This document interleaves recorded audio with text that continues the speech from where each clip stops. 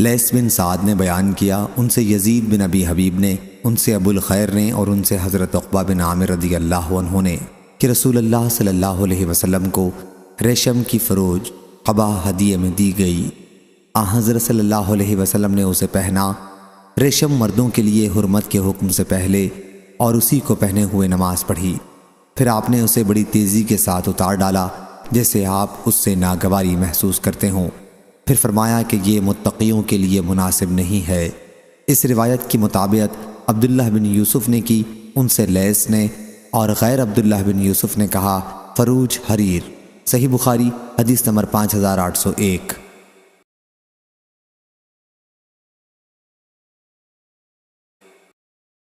حضرت عبداللہ بن عمر رضی اللہ عنہ نے بیان کیا کہ ایک شخص نے عرض کیا، یا رسول اللہ صلی اللہ علیہ وسلم، محرم کس طرح کا کپڑا پہنے؟ حضرت صلی اللہ علیہ وسلم نے فرمایا، محرم کے لیے کہ قمیص نہ پہنو، نہ عمامے، نہ پاجامے، نہ برنس اور نہ موزے، البتہ اگر کسی کو چپل نہ ملے تو وہ چمڑے کے موزوں کو ٹخنے سے نیچے تک کاٹ کر انہیں پہن سکتا ہے، اور نہ کوئی ایسا کپڑا پہنو جس میں زعفران یا ورس لگایا گیا ہو۔ صحیح بخاری حدیث نمبر 5803۔ حضرت عبداللہ بن عباس رضی اللہ عنہ نے بیان کیا کہ نبی کریم صلی اللہ علیہ وسلم نے محرم کے بارے میں فرمایا، جسے تہبند نہ ملے وہ پاجامہ پہنے، اور جسے چپل نہ ملیں وہ موزے پہنے۔ صحیح بخاری حدیث نمبر 5804۔ حضرت عبداللہ رضی اللہ عنہ نے بیان کیا کہ ایک صاحب نے کھڑے ہو کر عرض کیا، یا رسول اللہ صلی اللہ علیہ وسلم، احرام باندھنے کے بعد ہمیں کس چیز کے پہننے کا حکم ہے؟ فرمایا کہ قمیص نہ پہنو، نہ پاجامے، نہ عمامے، نہ برنس اور نہ موزے پہنو، البتہ اگر کسی کے پاس چپل نہ ہو تو وہ چمڑے کے ایسے موزے پہنے جو ٹخنوں سے نیچے ہوں، اور کوئی ایسا کپڑا نہ پہنو جس میں زعفران اور ورس لگا ہوا ہو۔ صحیح بخاری حدیث نمبر 5805۔ سالم نے خبر دی، انہیں ان کے والد حضرت عبداللہ بن عمر رضی اللہ عنہ نے خبر دی کہ نبی کریم صلی اللہ علیہ وسلم نے فرمایا کہ محرم قمیص نہ پہنے، نہ عمامہ پہنے، نہ پاجامہ، نہ برنس، اور نہ کوئی ایسا کپڑا پہنے جس میں زعفران اور ورس لگا ہوا ہو، اور نہ موزے پہنے، البتہ اگر کسی کو چپل نہ ملیں تو موزوں کو ٹخنوں کے نیچے تک کاٹ دے پھر پہنے۔ صحیح بخاری حدیث نمبر 5806۔ حضرت عائشہ رضی اللہ عنہا نے بیان کیا کہ بہت سے مسلمان حبشہ ہجرت کر کے چلے گئے، اور ابو بکر رضی اللہ عنہ بھی ہجرت کی تیاریاں کرنے لگے، لیکن نبی کریم صلی اللہ علیہ وسلم نے فرمایا کہ ابھی ٹھہر جاؤ، کیونکہ مجھے بھی امید ہے کہ مجھے ہجرت کی اجازت دی جائے گی۔ ابو بکر رضی اللہ عنہ نے عرض کیا، کیا آپ کو بھی امید ہے؟ میرے ماں باپ آپ پر قربان۔ حضرت صلی اللہ علیہ وسلم نے فرمایا کہ ہاں۔ چنانچہ ابو بکر رضی اللہ عنہ حضرت صلی اللہ علیہ وسلم کے ساتھ رہنے کے خیال سے رک گئے، اور اپنی 2 اونٹنیوں کو ببول کے پتے کھلا کر 4 مہینے تک انہیں خوب تیار کرتے رہے۔ عروہ نے بیان کیا کہ عائشہ رضی اللہ عنہا نے کہا، ہم ایک دن دوپہر کے وقت اپنے گھر میں بیٹھے ہوئے تھے کہ ایک شخص نے ابو بکر رضی اللہ عنہ سے کہا، رسول اللہ صلی اللہ علیہ وسلم سر ڈھکے ہوئے تشریف لا رہے ہیں۔ اس وقت عموماً حضرت صلی اللہ علیہ وسلم ہمارے یہاں تشریف نہیں لاتے تھے۔ ابو بکر رضی اللہ عنہ نے کہا، میرے ماں باپ حضور صلی اللہ علیہ وسلم پر قربان ہوں۔ حضور صلی اللہ علیہ وسلم ایسے وقت کسی وجہ ہی سے تشریف لا سکتے ہیں۔ حضور صلی اللہ علیہ وسلم نے مکان پر پہنچ کر اجازت چاہی، اور ابو بکر صدیق رضی اللہ عنہ نے انہیں اجازت دے دی۔ حضرت صلی اللہ علیہ وسلم اندر تشریف لائے، اور اندر داخل ہوتے ہی ابو بکر رضی اللہ عنہ سے فرمایا کہ جو لوگ تمہارے پاس اس وقت ہیں انہیں اٹھا دو۔ ابو بکر صدیق رضی اللہ عنہ نے عرض کیا، میرے ماں باپ آپ پر قربان ہوں یا رسول اللہ صلی اللہ علیہ وسلم، یہ سب آپ کے گھر ہی کے افراد ہیں۔ حضور صلی اللہ علیہ وسلم نے فرمایا، مجھے ہجرت کی اجازت مل گئی ہے۔ ابو بکر صدیق رضی اللہ عنہ نے عرض کی، پھر یا رسول اللہ صلی اللہ علیہ وسلم، مجھے رفاقت کا شرف حاصل رہے گا؟ آپ نے فرمایا کہ ہاں۔ عرض کی، یا رسول اللہ صلی اللہ علیہ وسلم، میرے ماں باپ آپ پر قربان ہوں، ان 2 اونٹنیوں میں سے ایک آپ لے لیں۔ حضرت صلی اللہ علیہ وسلم نے فرمایا لیکن قیمت سے۔ عائشہ رضی اللہ عنہا نے بیان کیا کہ پھر ہم نے بہت جلدی سامان سفر تیار کیا اور سفر کا ناشتہ ایک تھیلے میں رکھا۔ اسماء بنت ابی بکر رضی اللہ عنہا نے اپنے پٹکے کے ایک ٹکڑے سے تھیلے کے منہ کو باندھا، اسی وجہ سے انہیں ذات النطاق پٹکے والی کہنے لگے۔ پھر حضرت صلی اللہ علیہ وسلم اور ابو بکر صدیق رضی اللہ عنہ ثور نامی پہاڑ کی ایک غار میں جا کر چھپ گئے اور 3 دن تک اسی میں ٹھہرے رہے۔ عبداللہ بن ابی بکر رضی اللہ عنہ رات آپ حضرات کے پاس ہی گزارتے تھے۔ وہ نوجوان ذہین اور سمجھدار تھے۔ صبح تڑکے میں وہاں سے چل دیتے تھے اور صبح ہوتے ہوتے مکے کے قریش میں پہنچ جاتے تھے، جیسے رات میں مکے ہی میں رہے ہوں۔ مکہ مکرمہ میں جو بات بھی ان حضرات کے خلاف ہوتی اسے محفوظ رکھتے، اور جو ہی رات کا اندھیرا چھا جاتا غار ثور میں ان حضرات کے پاس پہنچ کر تمام تفصیلات کی اطلاع دیتے۔ ابو بکر رضی اللہ عنہ کے مولا عامر بن فہیرہ رضی اللہ عنہ دودھ دینے والی بکریاں چراتے تھے، اور جب رات کا ایک حصہ گزر جاتا تو ان بکریوں کو غار ثور کی طرف ہانک لاتے تھے۔ آپ حضرات بکریوں کے دودھ پر رات گزارتے اور صبح کی پو پھٹتے ہی عامر بن فہیرہ رضی اللہ عنہ وہاں سے روانہ ہو جاتے۔ ان 3 راتوں میں انہوں نے ہر رات ایسا ہی کیا۔ صحیح بخاری حدیث نمبر 5807۔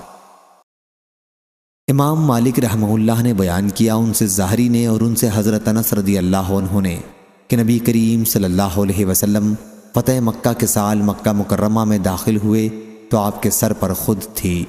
صحیح بخاری حدیث نمبر 5808۔ حضرت انس بن مالک رضی اللہ عنہ نے بیان کیا کہ میں رسول اللہ صلی اللہ علیہ وسلم کے ساتھ چل رہا تھا۔ حضرت صلی اللہ علیہ وسلم کے جسم مبارک پر یمن کے نجران کی بنی ہوئی موٹے حاشیے کی ایک چادر تھی۔ اتنے میں ایک دیہاتی آ گیا اور اس نے حضرت صلی اللہ علیہ وسلم کی چادر کو پکڑ کر اتنی زور سے کھینچا کہ میں نے حضور اکرم صلی اللہ علیہ وسلم کے مونڈھے پر دیکھا کہ اس کے زور سے کھینچنے کی وجہ سے نشان پڑ گیا تھا۔ پھر اس نے کہا، اے محمد صلی اللہ علیہ وسلم، مجھے مال میں سے دیے جانے کا حکم کیجیے جو اللہ کا مال آپ کے پاس ہے۔ حضرت صلی اللہ علیہ وسلم اس کی طرف متوجہ ہوئے اور مسکرائے اور آپ نے اسے دیے جانے کا حکم فرمایا۔ صحیح بخاری حدیث نمبر 5809۔ حضرت سہل بن سعد رضی اللہ عنہ نے بیان کیا کہ ایک عورت ایک چادر لے کر آئی جو اس نے خود بنی تھی۔ حضرت سہل رضی اللہ عنہ نے کہا، تمہیں معلوم ہے وہ پردہ کیا تھا؟ پھر بتلایا کہ یہ ایک اونی چادر تھی جس کے کناروں پر حاشیہ ہوتا ہے۔ ان خاتون نے حاضر ہو کر عرض کیا، یا رسول اللہ صلی اللہ علیہ وسلم، یہ چادر میں نے خاص آپ کے اوڑھنے کے لیے بنی ہے۔ حضور اکرم صلی اللہ علیہ وسلم نے وہ چادر ان سے اس طرح لی گویا آپ کو اس کی ضرورت ہے۔ پھر حضرت صلی اللہ علیہ وسلم اسے تہبند کے طور پر پہن کر ہمارے پاس تشریف لائے۔ جماعت صحابہ رضی اللہ عنہ میں سے ایک صاحب عبد الرحمن بن عوف رضی اللہ عنہ نے اس چادر کو چھوا اور عرض کی، یا رسول اللہ صلی اللہ علیہ وسلم، یہ مجھے عنایت فرما دیجئے۔ حضور صلی اللہ علیہ وسلم نے فرمایا کہ اچھا۔ جتنی دیر اللہ نے چاہا آپ مجلس میں بیٹھے رہے، پھر تشریف لے گئے اور اس چادر کو لپیٹ کر ان صاحب کے پاس بھجوا دیا۔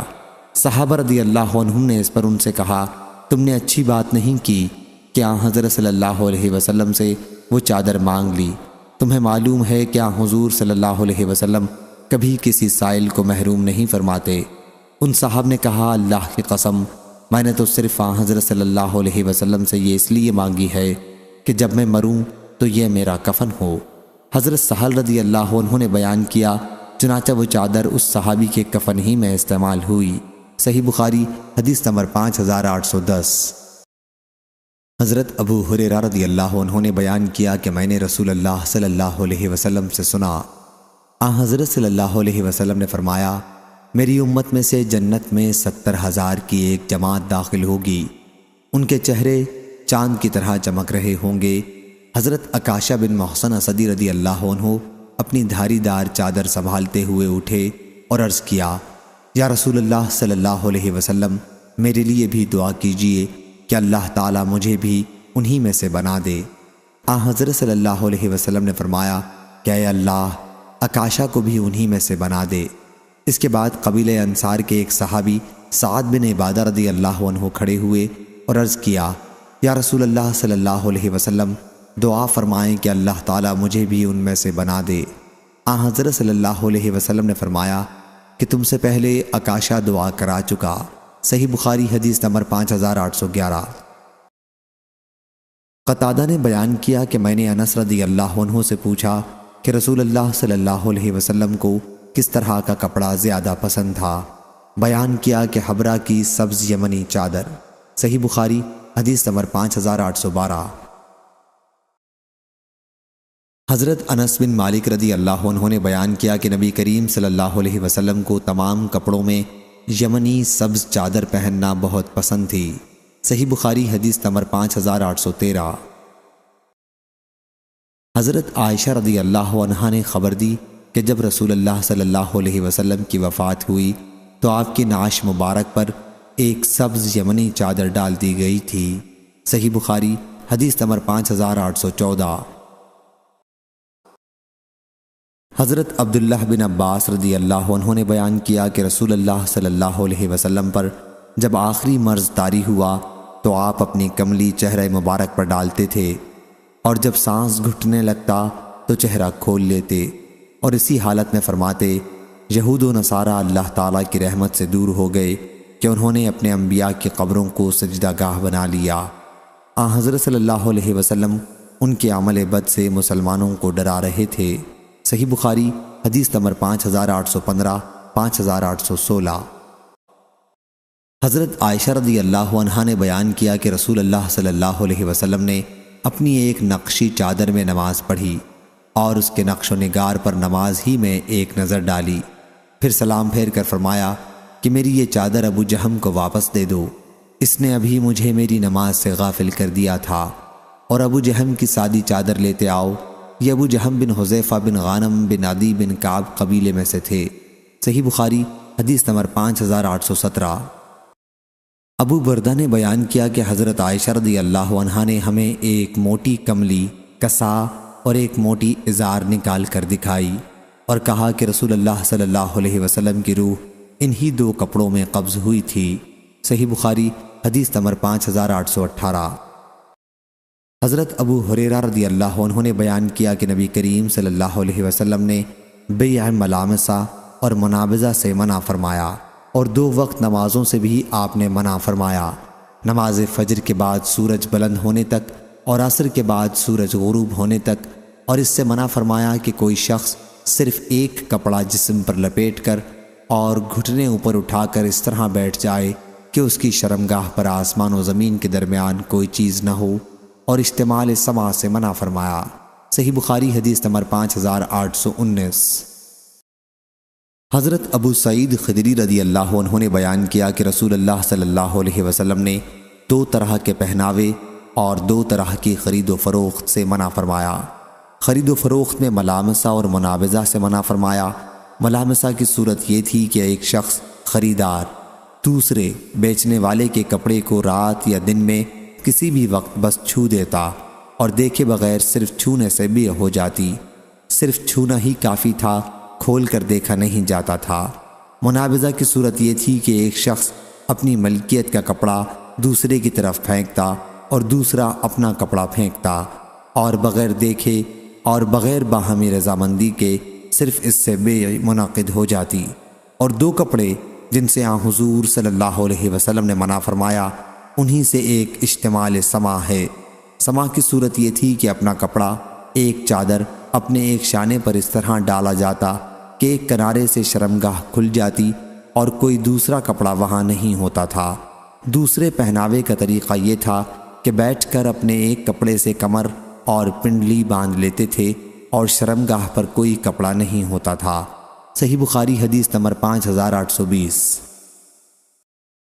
حضرت ابو ہریرہ رضی اللہ عنہ نے بیان کیا کہ نبی کریم صلی اللہ علیہ وسلم نے 2 طرح کے پہناوے سے منع فرمایا، یہ کہ کوئی شخص ایک ہی کپڑے سے اپنی کمر اور پنڈلی کو ملا کر باندھ لے اور شرمگاہ پر کوئی دوسرا کپڑا نہ ہو، اور یہ کہ کوئی شخص ایک کپڑے کو اس طرح جسم پر لپیٹے کہ ایک طرف کپڑے کا کوئی حصہ نہ ہو، اور آپ نے ملامسہ اور منابضہ سے منع فرمایا۔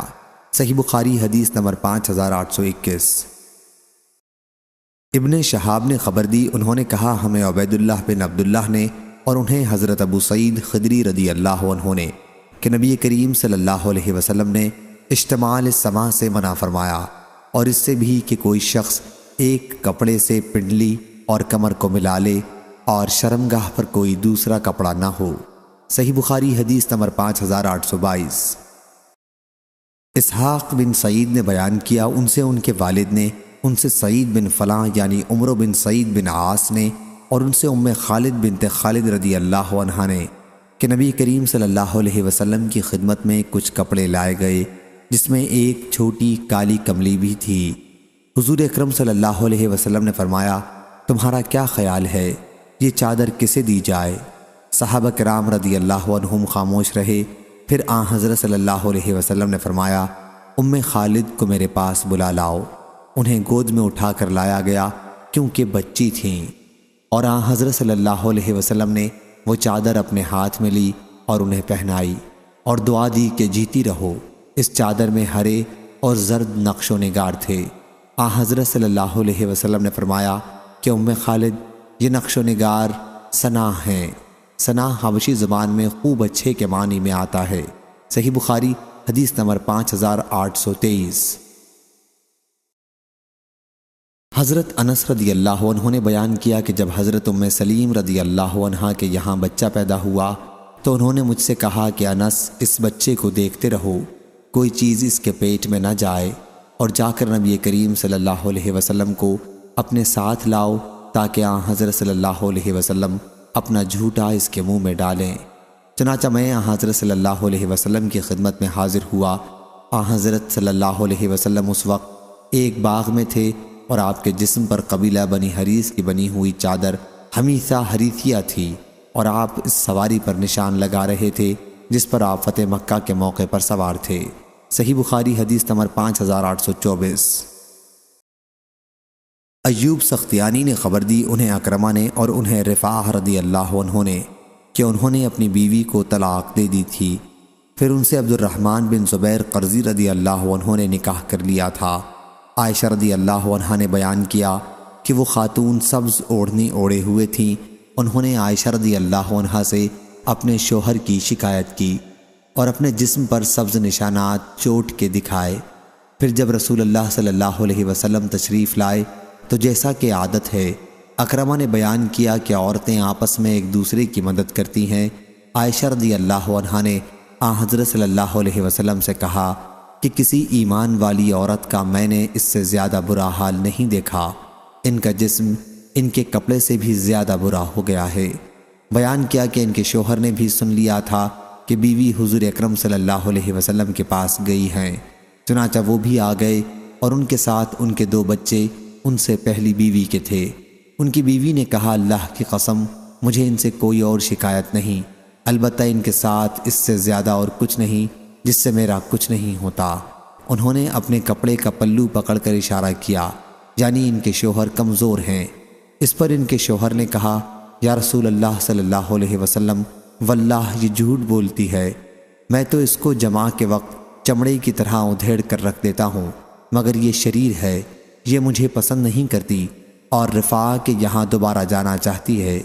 حضور اکرم صلی اللہ علیہ وسلم نے اس پر فرمایا کہ اگر یہ بات ہے تو تمہارے لیے وہ رفاع اس وقت تک حلال نہیں ہوں گے جب تک کہ یہ عبد الرحمن دوسرے شوہر تمہارا مزہ نہ چکھ لیں۔ بیان کیا کہ حضور اکرم صلی اللہ علیہ وسلم نے عبد الرحمن کے ساتھ 2 بچے بھی دیکھے تو دریافت فرمایا، کیا یہ تمہارے بچے ہیں؟ انہوں نے عرض کیا، جی ہاں۔ آن حضرت صلی اللہ علیہ وسلم نے فرمایا، اچھا اس وجہ سے تم یہ باتیں سوچتی ہو، اللہ کی قسم یہ بچے ان سے اتنے ہی مشابہ ہیں جتنے کہ کوا کوے سے مشابہ ہوتا ہے۔ صحیح بخاری حدیث نمبر 5825۔ مسعر نے بیان کیا، ان سے سعد بن ابراہیم نے، ان سے ان کے والد نے، اور ان سے سعد بن ابی وقاص رضی اللہ عنہ نے بیان کیا کہ جنگ احد کے موقع پر میں نے نبی کریم صلی اللہ علیہ وسلم کے دائیں بائیں 2 آدمیوں کو جو فرشتے تھے دیکھا۔ وہ سفید کپڑے پہنے ہوئے تھے، میں نے انہیں نہ اس سے پہلے دیکھا اور نہ اس کے بعد کبھی دیکھا۔ صحیح بخاری حدیث نمبر 5826۔ حضرت ابو ذر رضی اللہ عنہ نے بیان کیا کہ میں نبی کریم صلی اللہ علیہ وسلم کی خدمت میں حاضر ہوا تو جسم مبارک پر سفید کپڑا تھا اور آپ سو رہے تھے۔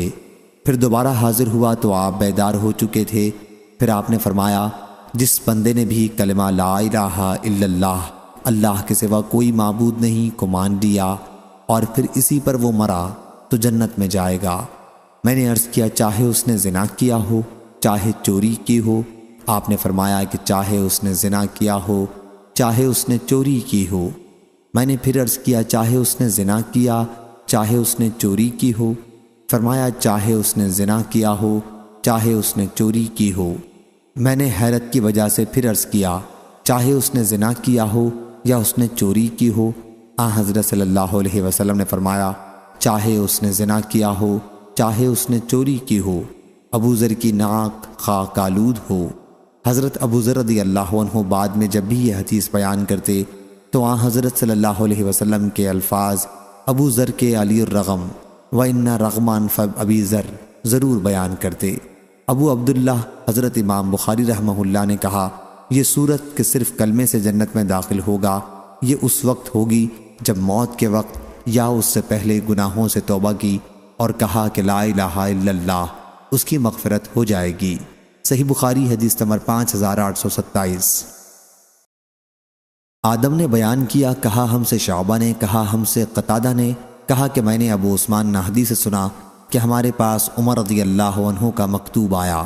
ہم اس وقت عتبہ بن فرقد رضی اللہ عنہ کے ساتھ آذربائیجان میں تھے کہ رسول اللہ صلی اللہ علیہ وسلم نے ریشم کے استعمال سے مردوں کو منع کیا ہے، سوا اتنے کے اور حضرت صلی اللہ علیہ وسلم نے انگوٹھے کے قریب کی اپنی دونوں انگلیوں کے اشارے سے اس کی مقدار بتائی۔ ابو عثمان نہدی نے بیان کیا کہ ہماری سمجھ میں حضور صلی اللہ علیہ وسلم کی مراد اس سے کپڑے وغیرہ پر ریشم کے پھول بوٹے بنانے سے تھی۔ صحیح بخاری حدیث نمبر 5828۔ عاصم نے بیان کیا، ان سے ابو عثمان نے بیان کیا کہ ہمیں حضرت عمر رضی اللہ عنہ نے لکھا، اس وقت ہم آذربائیجان میں تھے کہ نبی کریم صلی اللہ علیہ وسلم نے ریشم پہننے سے منع فرمایا تھا، سوا اتنے کے، اور اس کی وضاحت نبی کریم صلی اللہ علیہ وسلم نے 2 انگلیوں کے اشارے سے کی تھی۔ ظہیر راوی حدیث نے بیچ کی اور شہادت کی انگلیاں اٹھا کر بتایا۔ صحیح بخاری حدیث نمبر 5829۔ ابو عثمان نے بیان کیا کہ ہم حضرت عتبہ رضی اللہ عنہ کے ساتھ تھے، حضرت عمر رضی اللہ عنہ نے انہیں لکھا کہ نبی کریم صلی اللہ علیہ وسلم نے فرمایا، دنیا میں ریشم جو شخص بھی پہنے گا اسے آخرت میں نہیں پہنایا جائے گا۔ صحیح بخاری حدیث نمبر 5830۔ ابن ابی لیلہ نے بیان کیا کہ حضرت حذیفہ رضی اللہ عنہ مدائن میں تھے، انہوں نے پانی مانگا، ایک دیہاتی چاندی کے برتن میں پانی لایا، انہوں نے اسے پھینک دیا اور کہا کہ میں نے صرف اسے اس لیے پھینکا ہے کہ میں اس شخص کو منع کر چکا ہوں کہ چاندی کے برتن میں مجھے کھانا اور پانی نہ دیا کرو، لیکن وہ نہیں مانا۔ رسول اللہ صلی اللہ علیہ وسلم نے فرمایا ہے کہ سونا، چاندی، ریشم اور دباج ان کفار کے لیے دنیا میں ہے اور تمہارے مسلمانوں کے لیے آخرت میں۔ صحیح بخاری حدیث نمبر 5831۔ شعبہ نے بیان کیا کہ اس پر میں نے پوچھا، کیا یہ روایت نبی کریم صلی اللہ علیہ وسلم سے ہے؟ عبدالعزیز نے بیان کیا کہ قطعاً نبی کریم صلی اللہ علیہ وسلم سے مروی ہے۔ آپ نے فرمایا، جو مرد ریشمی لباس دنیا میں پہنے گا وہ آخرت میں اسے ہرگز نہیں پہن سکے گا۔ صحیح بخاری حدیث نمبر 5832۔ ثابت نے بیان کیا کہ میں نے ابن زبیر رضی اللہ عنہ سے سنا، انہوں نے خطبہ دیتے ہوئے کہا کہ حضرت محمد صلی اللہ علیہ وسلم نے فرمایا ہے کہ جس مرد نے دنیا میں ریشم پہنا وہ آخرت میں اسے نہیں پہن سکے گا۔ صحیح بخاری حدیث نمبر 5833۔ شعبہ نے خبر دی، انہیں ابو زبیان خلیفہ بن کعب نے کہا کہ میں نے حضرت عبداللہ بن زبیر رضی اللہ عنہ سے سنا، کہا کہ میں نے حضرت عمر رضی اللہ عنہ سے سنا، انہوں نے بیان کیا کہ نبی کریم صلی اللہ علیہ وسلم نے فرمایا، جس مرد نے دنیا میں ریشم پہنا وہ اسے آخرت میں نہیں پہن سکے گا۔ اور ہم سے ابو معمر نے بیان کیا، ان سے عبد الوارث نے بیان کیا، ان سے یزید نے کہ وہ معاذہ نے بیان کیا کہ مجھے ام عمرو بنت عبداللہ نے خبر دی، انہوں نے حضرت عبداللہ بن زبیر رضی اللہ عنہ سے سنا، انہوں نے حضرت عمر فاروق رضی اللہ عنہ سے سنا، اور انہوں نے نبی کریم صلی اللہ علیہ وسلم سے اسی طرح سنا۔ صحیح بخاری حدیث نمبر 5834۔ عمران بن حطان نے بیان کیا کہ میں نے حضرت عائشہ رضی اللہ عنہا سے ریشم کے متعلق پوچھا تو انہوں نے بتلایا کہ حضرت عبداللہ بن عباس رضی اللہ عنہ کے پاس جاؤ اور ان سے پوچھو۔ میں نے ان سے پوچھا تو انہوں نے کہا کہ عبداللہ بن عمر رضی اللہ عنہ سے پوچھو۔ بیان کیا کہ میں نے حضرت عبداللہ بن عمر رضی اللہ عنہ سے پوچھا تو انہوں نے بیان کیا کہ مجھے ابو حفص یعنی حضرت عمر بن خطاب رضی اللہ عنہ نے خبر دی کہ رسول کریم صلی اللہ علیہ وسلم نے فرمایا، دنیا میں ریشم تو وہی مرد پہنے گا جس کا آخرت میں کوئی حصہ نہ ہو۔ میں نے اس پر کہا کہ سچ کہا، اور ابو حفص رسول کریم صلی اللہ علیہ وسلم کی طرف کوئی جھوٹی بات نسبت نہیں کر سکتے۔ اور عبداللہ بن رجا نے بیان کیا کہ ہم سے جریر نے بیان کیا، ان سے یحییٰ نے اور ان سے عمران نے، اور پوری حدیث بیان کی۔ صحیح بخاری حدیث نمبر 5835۔ حضرت برا رضی اللہ عنہ نے بیان کیا کہ نبی کریم صلی اللہ علیہ وسلم کو ریشم کا ایک کپڑا ہدیے میں پیش ہوا تو ہم اسے چھونے لگے اور اس کی نرمی و ملائمت پر حیرت زدہ ہو گئے، تو آپ نے فرمایا کہ کیا تمہیں اس پر حیرت ہے؟ ہم نے عرض کیا جی ہاں۔ فرمایا جنت میں سعد بن معاذ رضی اللہ عنہ کے رومال اس سے بھی اچھے ہیں۔ صحیح بخاری حدیث نمبر 5836۔ حضرت حذیفہ رضی اللہ عنہ نے بیان کیا کہ نبی کریم صلی اللہ علیہ وسلم نے ہمیں سونے اور چاندی کے برتن میں پینے اور کھانے سے منع فرمایا تھا، اور ریشم اور دیباج پہننے اور اس پر بیٹھنے سے منع فرمایا تھا۔ صحیح بخاری حدیث نمبر 5837۔ حضرت برا بن عازب رضی اللہ عنہ نے بیان کیا کہ نبی کریم صلی اللہ علیہ وسلم نے ہمیں سرخ میسرہ اور قصی کے پہننے سے منع فرمایا۔ صحیح بخاری حدیث نمبر 5838۔ حضرت انس رضی اللہ عنہ نے بیان کیا کہ نبی کریم صلی اللہ علیہ وسلم نے حضرت زبیر اور حضرت عبد الرحمن رضی اللہ عنہ کو، کیونکہ انہیں خارش ہو گئی تھی، ریشم پہننے کی اجازت دی تھی۔ صحیح بخاری حدیث نمبر 5839۔ شعبہ نے بیان کیا دوسری سند، اور حضرت امام بخاری رحمہ اللہ نے کہا کہ مجھ سے محمد بن بشار نے بیان کیا، کہا ہم سے غندر نے بیان کیا، کہا ہم سے شعبہ نے بیان کیا، ان سے عبد الملک بن میسرہ نے، اور ان سے زید بن وہیب نے کہ حضرت علی رضی اللہ عنہ نے بیان کیا کہ نبی کریم صلی اللہ علیہ وسلم نے مجھے ریشمی دھاریوں والا ایک جوڑا حلہ عنایت فرمایا۔ میں اسے پہن کر نکلا تو میں نے حضرت صلی اللہ علیہ وسلم کے چہرے مبارک پر غصے کے آثار دیکھے، چنانچہ میں نے اس کے ٹکڑے کر کے اپنی عزیز عورتوں میں بانٹ دیے۔ صحیح بخاری حدیث نمبر 5840۔ جویریہ نے بیان کیا ان سے نافع نے، ان سے حضرت عبداللہ بن عمر رضی اللہ عنہ نے کہ حضرت عمر رضی اللہ عنہ نے ریشمی دھاریوں والا ایک جوڑا فروخت ہوتے دیکھا تو عرض کیا، یا رسول اللہ صلی اللہ علیہ وسلم، بہتر ہے کہ آپ اسے خرید لیں اور وفود سے ملاقات کے وقت اور جمعے کے دن اسے زیب تن کیا کریں۔ حضرت صلی اللہ علیہ وسلم نے فرمایا کہ اسے وہ پہنتا ہے جس کا آخرت میں کوئی حصہ نہیں ہوتا۔ اس کے بعد حضور اکرم صلی اللہ علیہ وسلم نے خود حضرت عمر رضی اللہ عنہ کے پاس ریشم کی دھاریوں والا ایک جوڑا حلہ بھیجا ہدیے کے طور پر۔ حضرت عمر رضی اللہ عنہ نے عرض کیا، آپ نے مجھے یہ جوڑا حلہ عنایت فرمایا ہے، حالانکہ میں خود آپ سے اس کے بارے میں وہ بات سن چکا ہوں جو آپ نے فرمائی تھی۔ آپ نے فرمایا کہ میں نے تمہیں یہ کپڑا اس لیے دیا ہے کہ تم اسے بیچ دو یا عورتوں وغیرہ میں سے کسی کو پہنا دو۔ صحیح بخاری حدیث نمبر 5841۔ حضرت انس بن مالک رضی اللہ عنہ نے خبر دی کہ انہوں نے رسول اللہ صلی اللہ علیہ وسلم کی صاحبزادی ام کلثوم رضی اللہ عنہا کو زرد دھاری دار ریشمی جوڑا پہنے دیکھا۔ صحیح بخاری حدیث نمبر 5842۔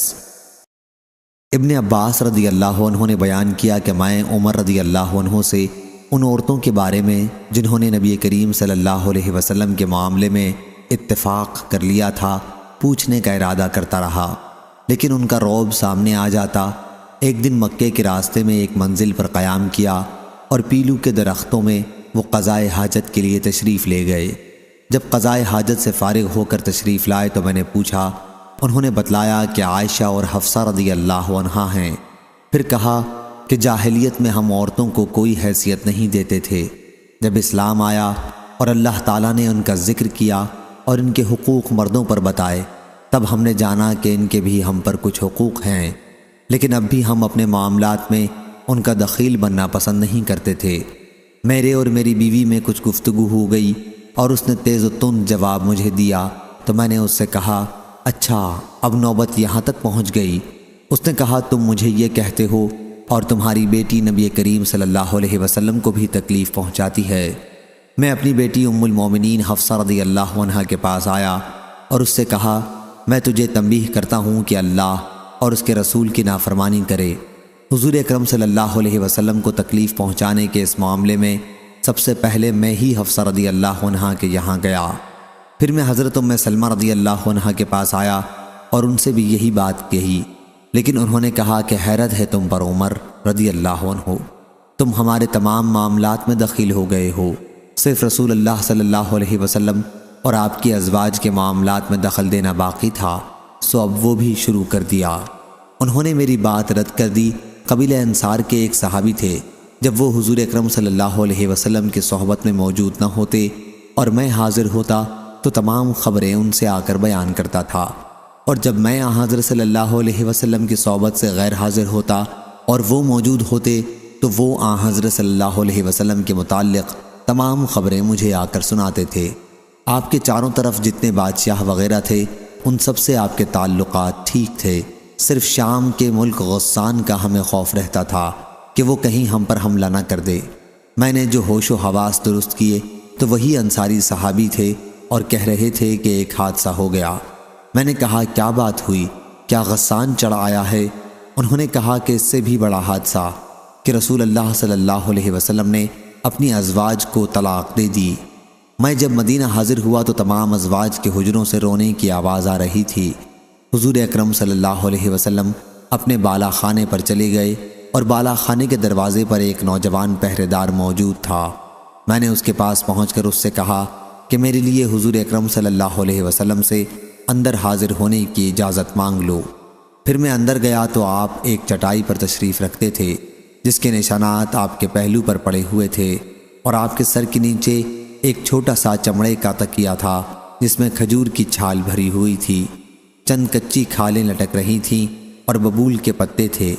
میں نے حضرت صلی اللہ علیہ وسلم سے اپنی ان باتوں کا ذکر کیا جو میں نے حفصہ اور ام سلمہ رضی اللہ عنہا سے کہی تھیں، اور وہ بھی جو ام سلمہ نے میری بات رد کرتے ہوئے کہا تھا۔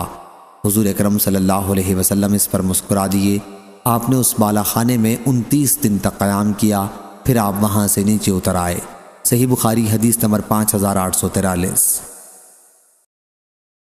حضرت ام سلمہ رضی اللہ عنہا نے بیان کیا کہ نبی کریم صلی اللہ علیہ وسلم رات کے وقت بیدار ہوئے اور کہا، اللہ کے سوا کوئی معبود نہیں، کیسی کیسی بلائیں اس رات میں نازل ہو رہی ہیں اور کیا کیا رحمتیں اس کے خزانوں سے اتر رہی ہیں۔ کوئی ہے جو ان حجرے والیوں کو بیدار کر دے؟ دیکھو بہت سے دنیا میں پہننے اوڑھنے والیاں آخرت میں ننگی ہوں گی۔ ظاہری نے بیان کیا کہ ہند اپنی آستینوں میں انگلیوں کے درمیان گھنڈیاں لگاتی تھی تاکہ صرف انگلیاں کھلیں، اس سے آگے نہ کھلے۔ صحیح بخاری حدیث نمبر 5844۔ ام خالد بنت خالد رضی اللہ عنہا نے بیان کیا، انہوں نے بیان کیا کہ رسول اللہ صلی اللہ علیہ وسلم کے پاس کچھ کپڑے آئے جن میں ایک کالی چادر بھی تھی۔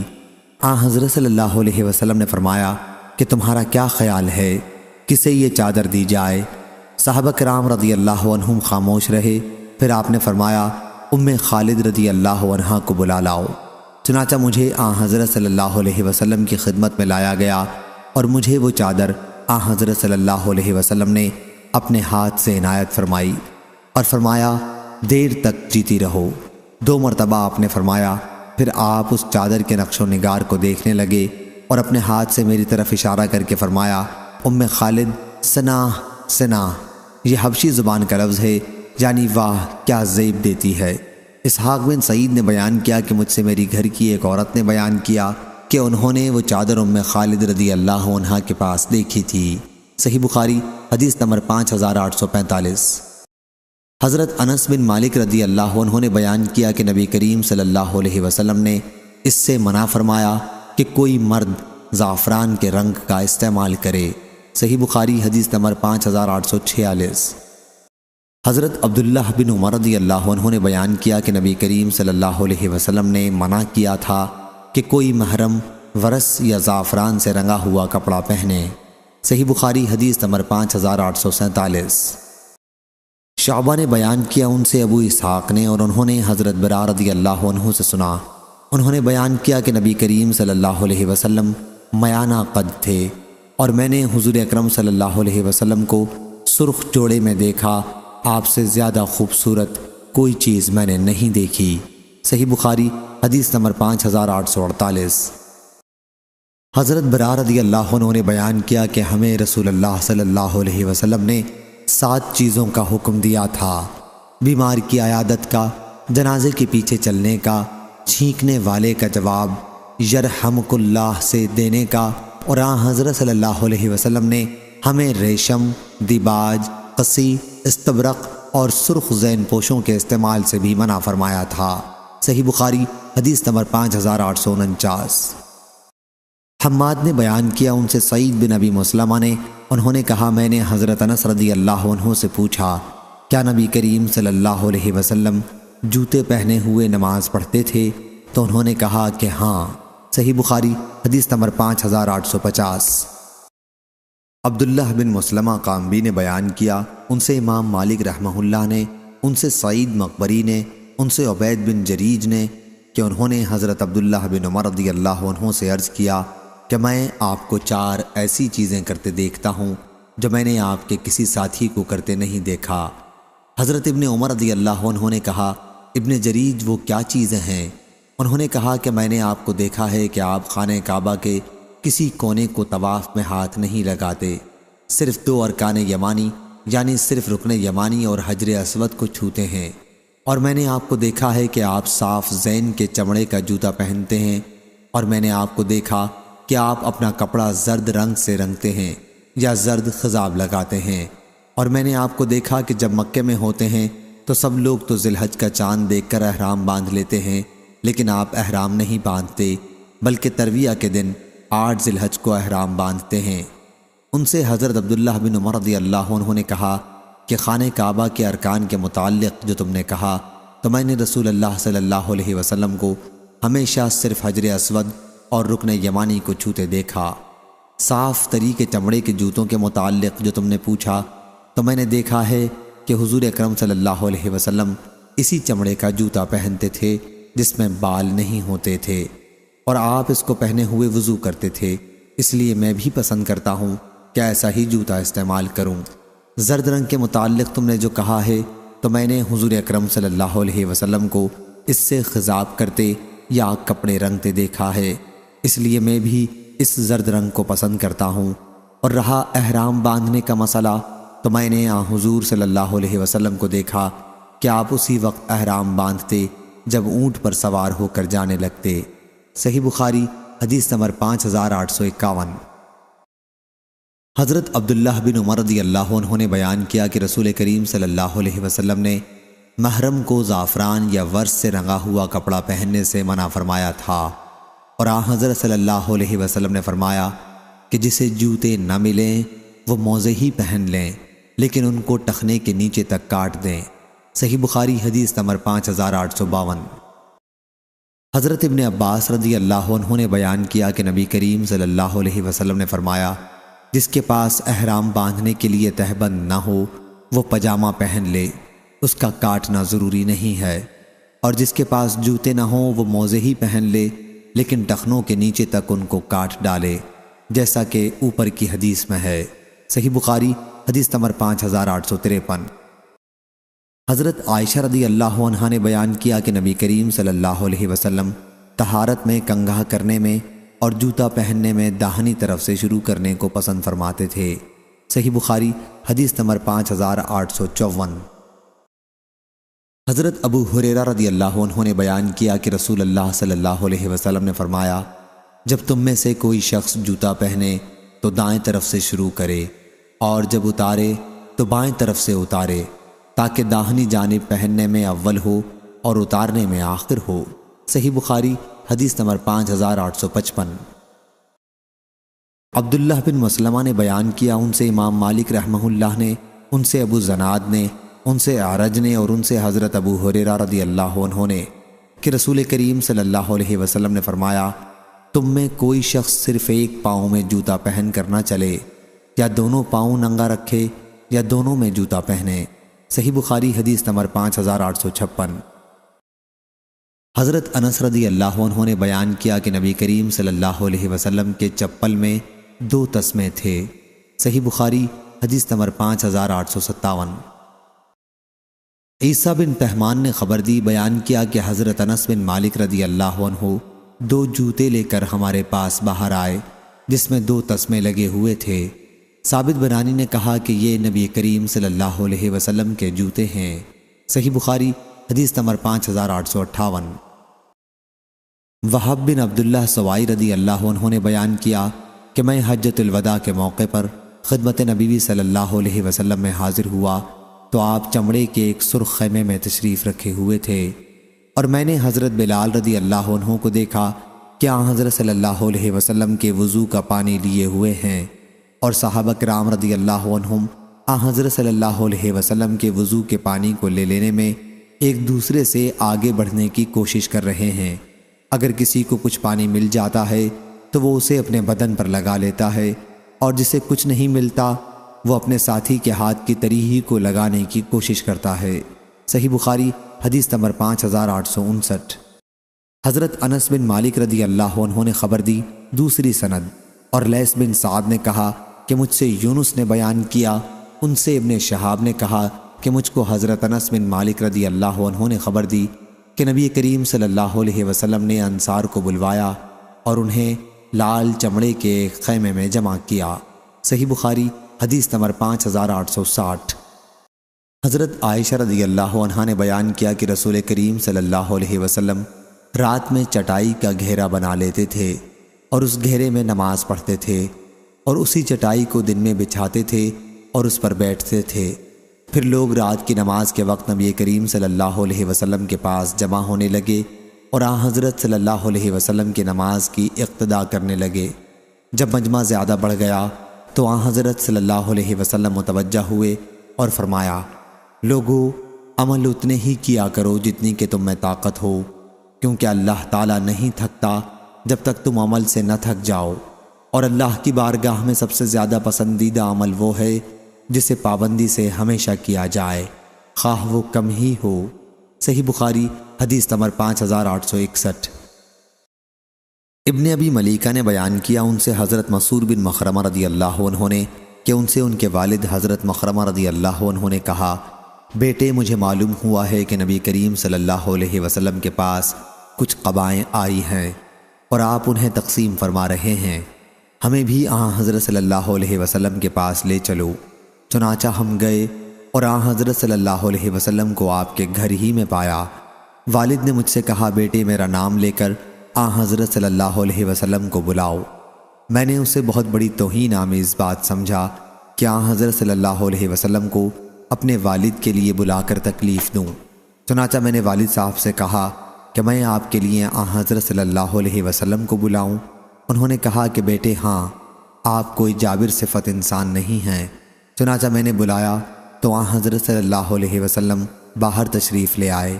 آپ کے اوپر دیباج کی ایک قبا تھی جس میں سونے کی گھنڈیاں لگی ہوئی تھیں۔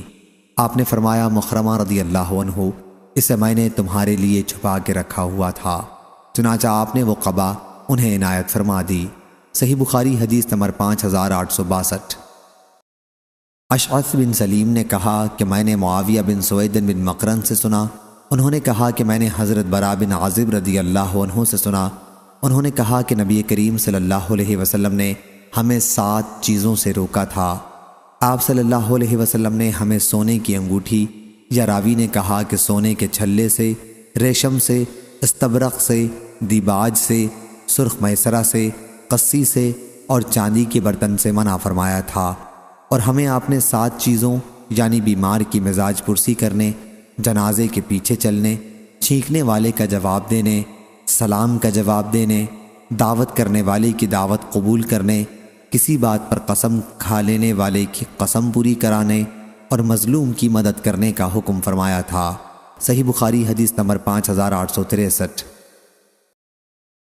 حضرت ابو ہریرہ رضی اللہ عنہ نے بیان کیا کہ نبی کریم صلی اللہ علیہ وسلم نے سونے کی انگوٹھی کے پہننے سے مردوں کو منع فرمایا تھا، اور عمروں نے بیان کیا، کہا ہم کو شعبہ نے خبر دی، انہیں قتادہ نے، انہوں نے نظر سے سنا اور انہوں نے بشیر سے سنا، آگے اسی طرح روایت بیان کی۔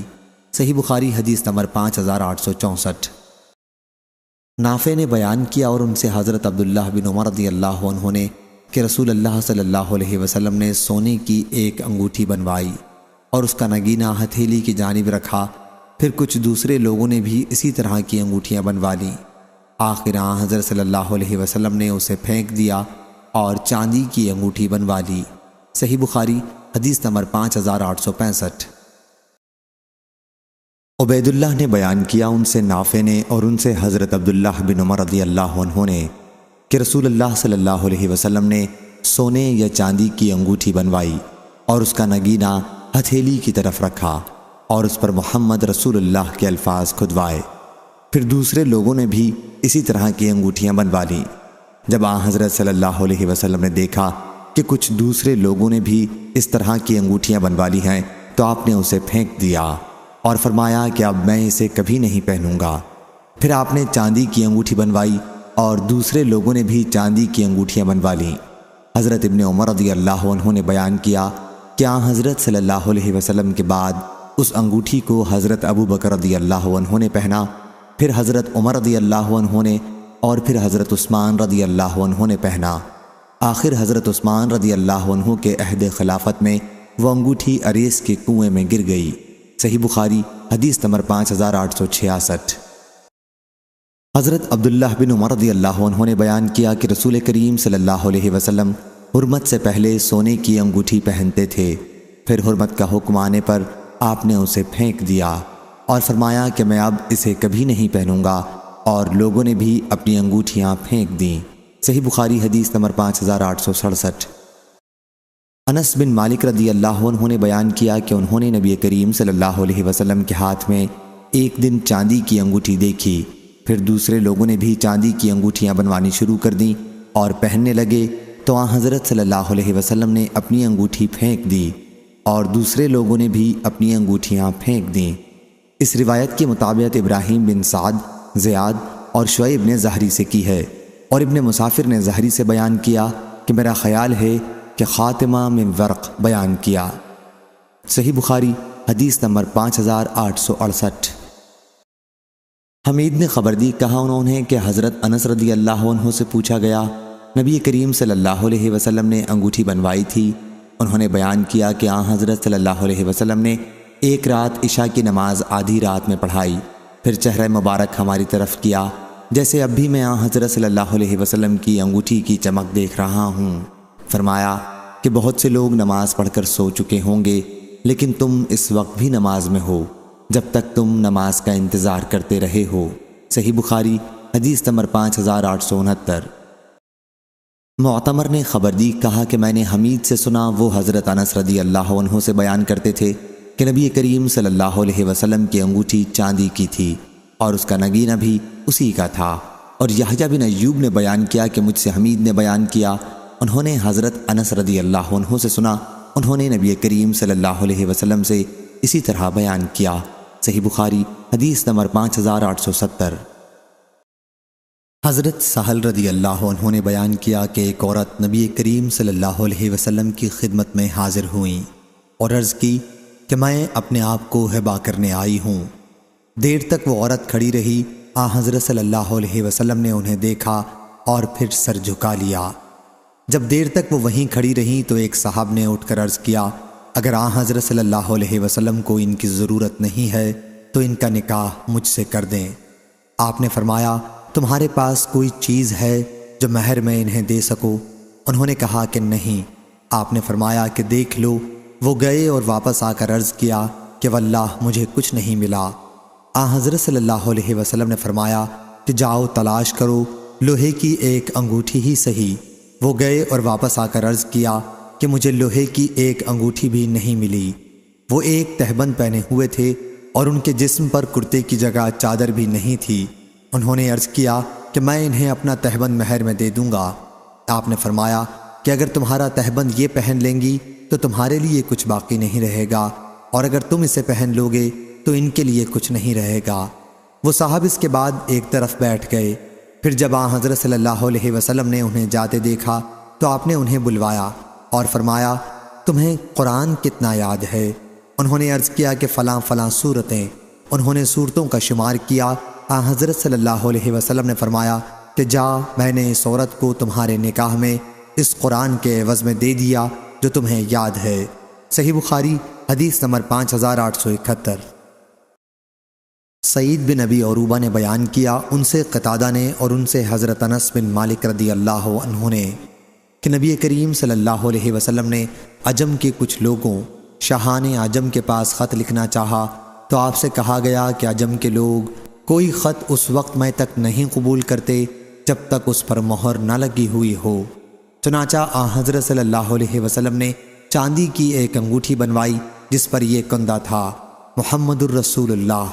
گویا اس وقت حضرت صلی اللہ علیہ وسلم کی انگلی یا آپ کی ہتھیلی میں اس کی چمک دیکھ رہا ہوں۔ صحیح بخاری حدیث نمبر 5872۔ حضرت ابن عمر رضی اللہ عنہ نے بیان کیا کہ رسول کریم صلی اللہ علیہ وسلم نے چاندی کی ایک انگوٹھی بنوائی۔ وہ انگوٹھی آپ کے ہاتھ میں وفات تک رہی، پھر آپ کے بعد حضرت ابو بکر رضی اللہ عنہ کے ہاتھ میں، اس کے بعد حضرت عمر رضی اللہ عنہ کے ہاتھ میں، اس کے بعد حضرت عثمان رضی اللہ عنہ کے ہاتھ میں رہتی تھی، لیکن ان کے زمانے میں وہ عریس کے کنویں میں گر گئی۔ اس کا نقش محمد رسول اللہ تھا۔ صحیح بخاری حدیث نمبر 5873۔ عبدالعزیز بن صہیب نے بیان کیا، ان سے حضرت انس رضی اللہ عنہ نے کہ رسول اللہ صلی اللہ علیہ وسلم نے ایک انگوٹھی بنوائی اور فرمایا کہ ہم نے ایک انگوٹھی بنوائی ہے، اس پر لفظ محمد رسول اللہ کندہ کرایا ہے، اس لیے انگوٹھی پر کوئی شخص یہ نقش نہ کندہ کرائے۔ انس رضی اللہ عنہ نے بیان کیا کہ جیسے اس انگوٹھی کی چمک حضرت صلی اللہ علیہ وسلم کی چنگلیاں میں اب بھی دیکھ رہا ہوں۔ صحیح بخاری حدیث نمبر 5874۔ حضرت انس بن مالک رضی اللہ عنہ نے بیان کیا کہ جب نبی کریم صلی اللہ علیہ وسلم نے روم کے بادشاہ کو خط لکھنا چاہا تو آپ سے کہا گیا کہ اگر آپ کے خط پر مہر نہ ہوئی تو وہ خط نہیں پڑھتے۔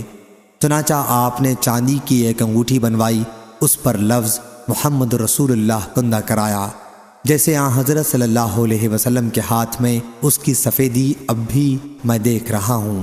صحیح بخاری حدیث نمبر 5875۔ حضرت عبداللہ بن عمر رضی اللہ عنہ نے بیان کیا کہ نبی کریم صلی اللہ علیہ وسلم نے پہلے ایک سونے کی انگوٹھی بنوائی اور پہننے میں آپ اس کا نگ اندر کی طرف رکھتے تھے۔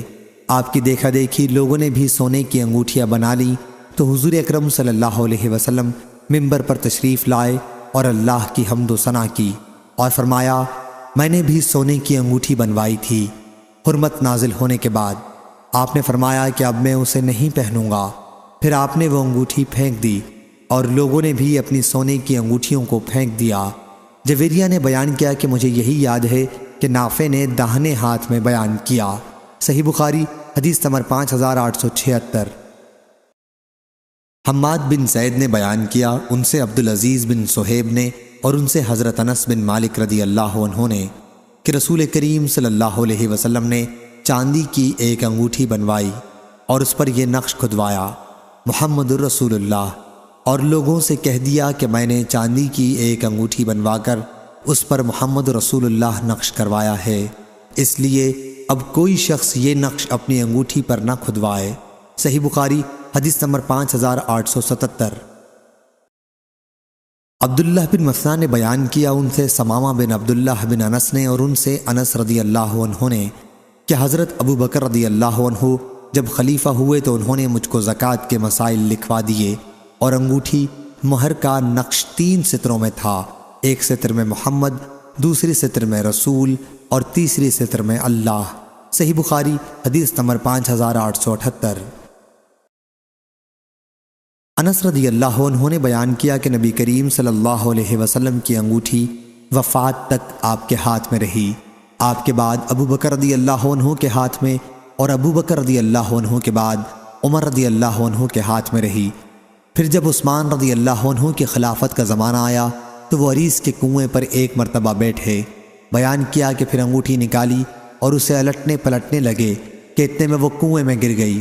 انس رضی اللہ عنہ نے بیان کیا کہ پھر عثمان رضی اللہ عنہ کے ساتھ ہم 3 دن تک اسے ڈھونڈتے رہے اور کنویں کا سارا پانی بھی کھینچ ڈالا، لیکن وہ انگوٹھی نہیں ملی۔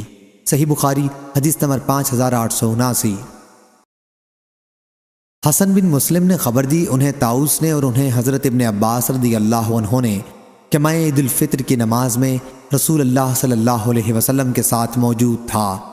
حضرت صلی اللہ علیہ وسلم نے خطبے سے پہلے نماز پڑھائی، اور ابن وہب نے جرید سے یہ لفظ بڑھائے کہ پھر حضرت صلی اللہ علیہ وسلم عورتوں کے مجمع کی طرف گئے اور صدقے کی ترغیب دلائی، تو عورتیں حضرت بلال رضی اللہ عنہ کے کپڑے میں چھلے دار انگوٹھیاں ڈالنے لگیں۔ صحیح بخاری حدیث نمبر 5880۔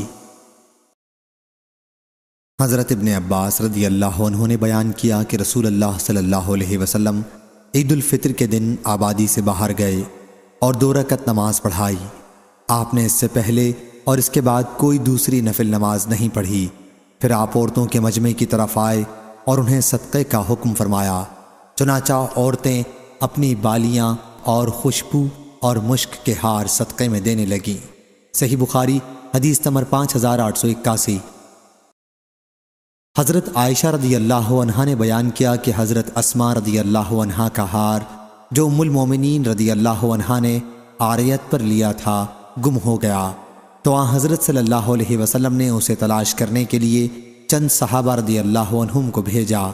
اسی دوران میں نماز کا وقت ہو گیا اور لوگ بلا وضو تھے، چونکہ پانی بھی موجود نہیں تھا، اس لیے سب نے بلا وضو نماز پڑھی۔ پھر حضرت صلی اللہ علیہ وسلم سے اس کا ذکر کیا تو تیمم کی آیت نازل ہوئی۔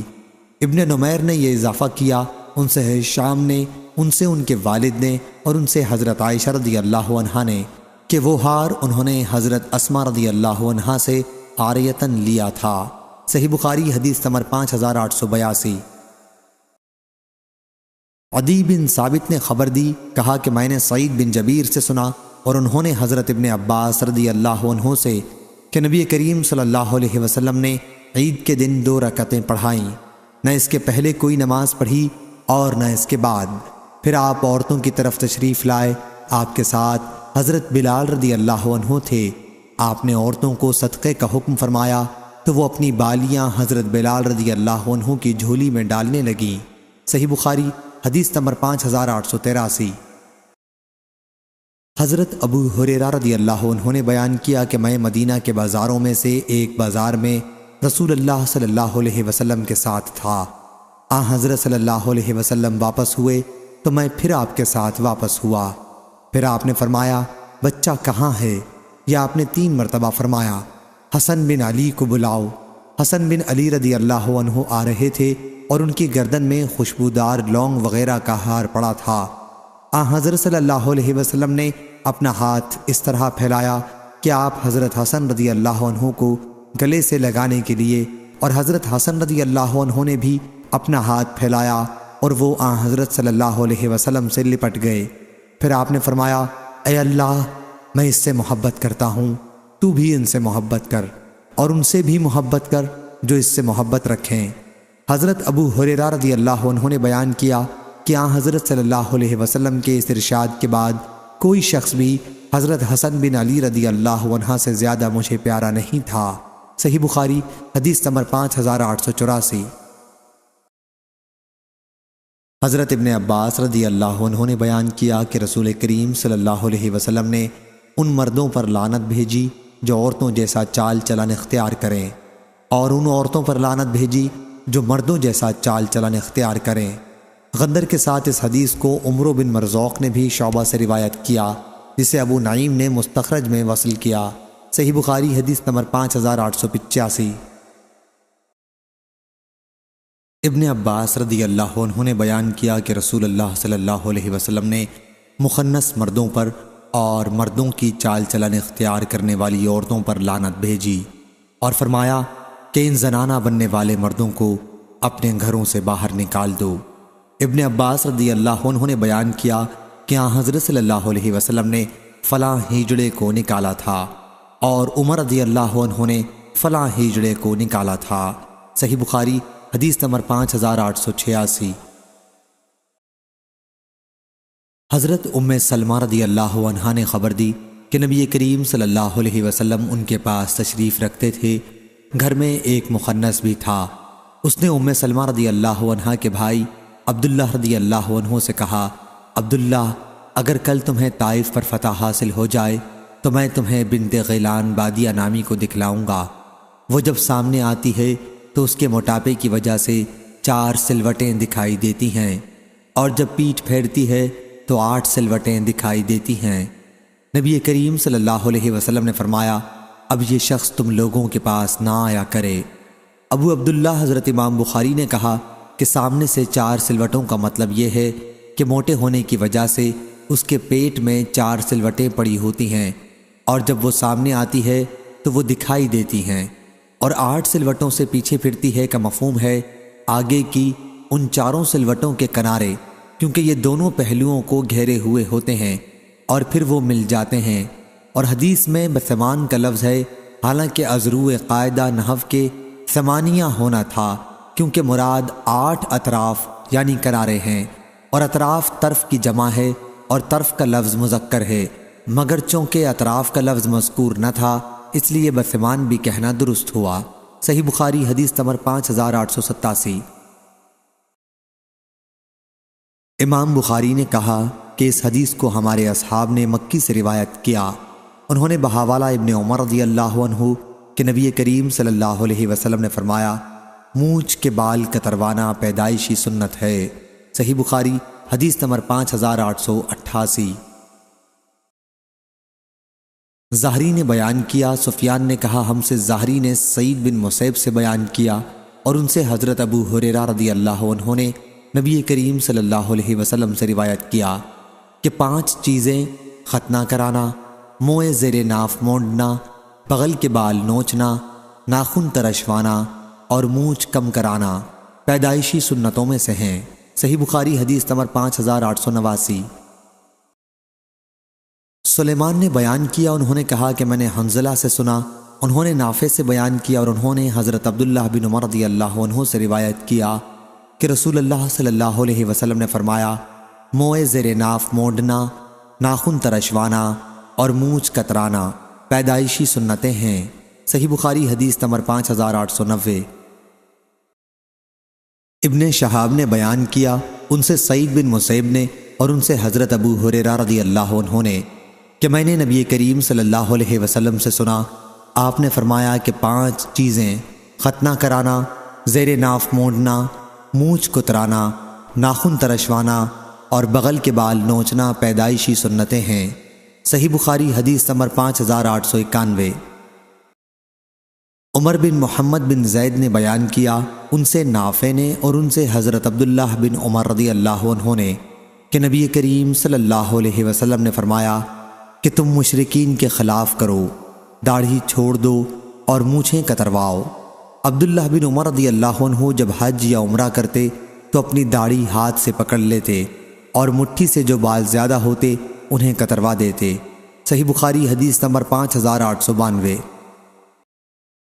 حضرت عبداللہ بن عمر رضی اللہ عنہ نے بیان کیا کہ رسول کریم صلی اللہ علیہ وسلم نے فرمایا، مونچھیں خوب کتروا لیا کرو اور داڑھی کو بڑھاؤ۔